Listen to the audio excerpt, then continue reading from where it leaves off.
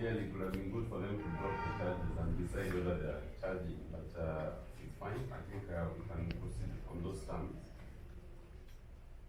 And I also echo his application to have the warrants needed.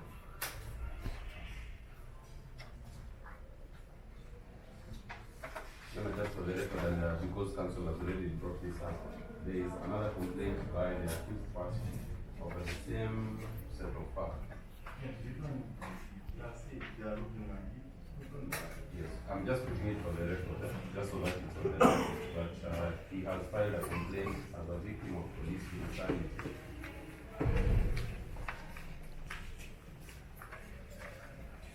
And also filed a complaint with Karua, just so that it's in the record, because I believe it's going to be relevant.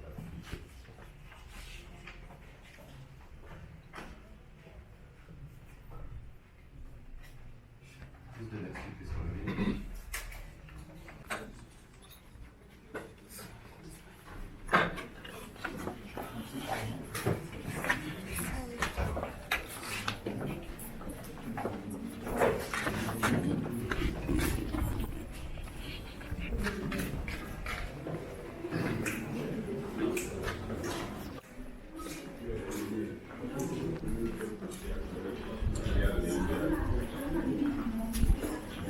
Was not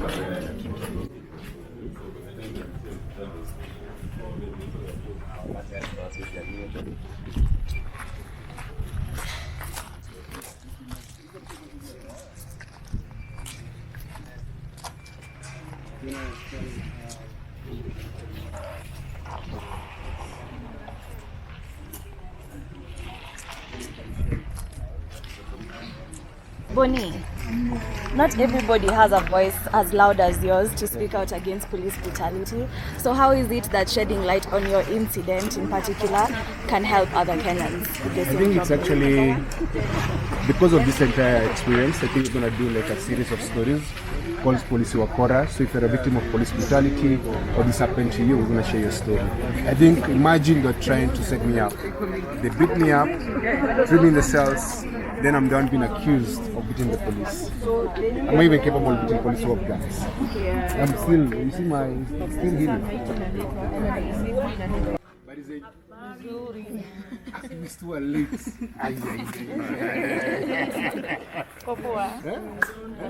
You're not on time. Only one person will take what petite.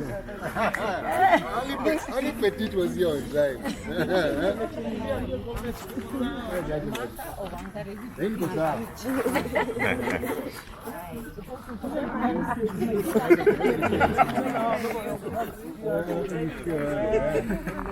Petite was on time. Because she's with my mother. I'm like, that's not me. But your name is Mama. So that was her.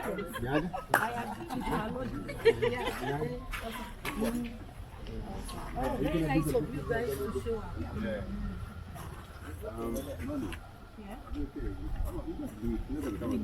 Yeah, because now we don't have the.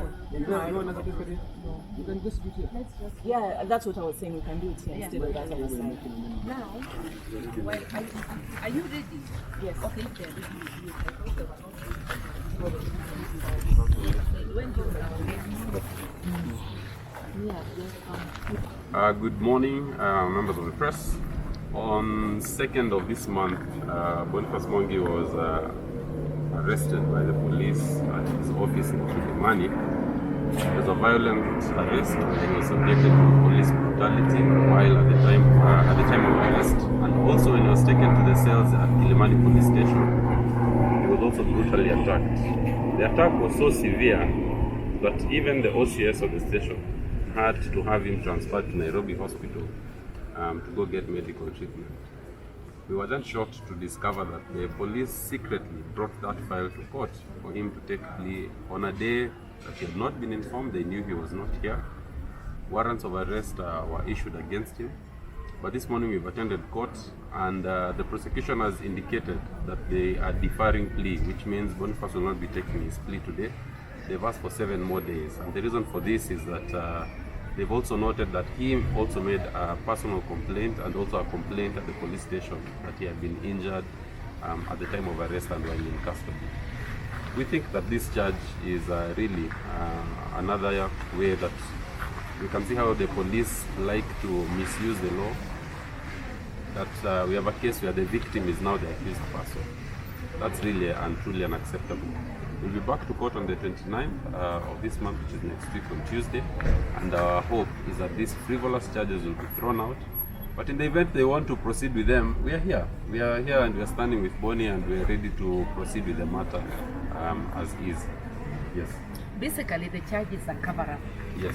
They are cover-up.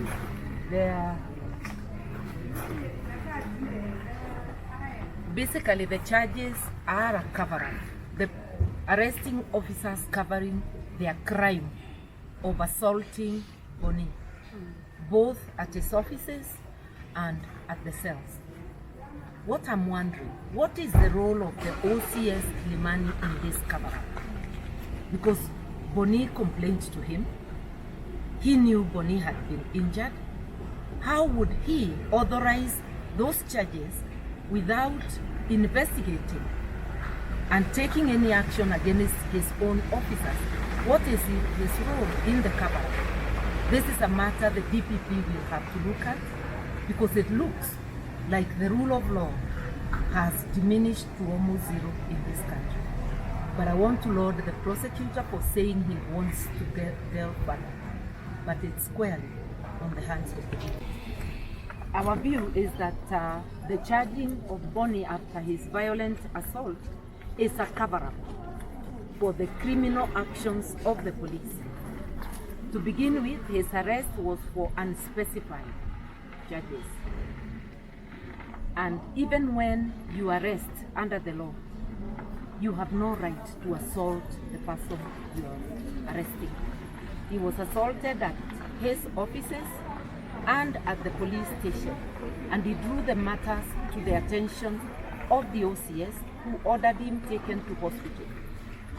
So how has the same OCS authorized these charges, which are a cover-up? We salute the prosecution for deferring the plea to investigate the matter further. And we are saying now the ball is in the court of the Office of Director of Public Prosecutions. I personally believe that this is targeting, that Boni was targeted because of being an activist for social justice. The officers must have known that it is him, it is his office they were going to, and that this may be another new form of violence by this administration on activists and on people who speak out. And I do not know, after Boniface, who is next. This must be resisted. We must insist on the rule of law being followed in this country. We have a constitution. As citizens, we have a duty to ensure it is followed. Let them know this is not about Boniface. It's about us as Kenyans. We are not going to take it lying down.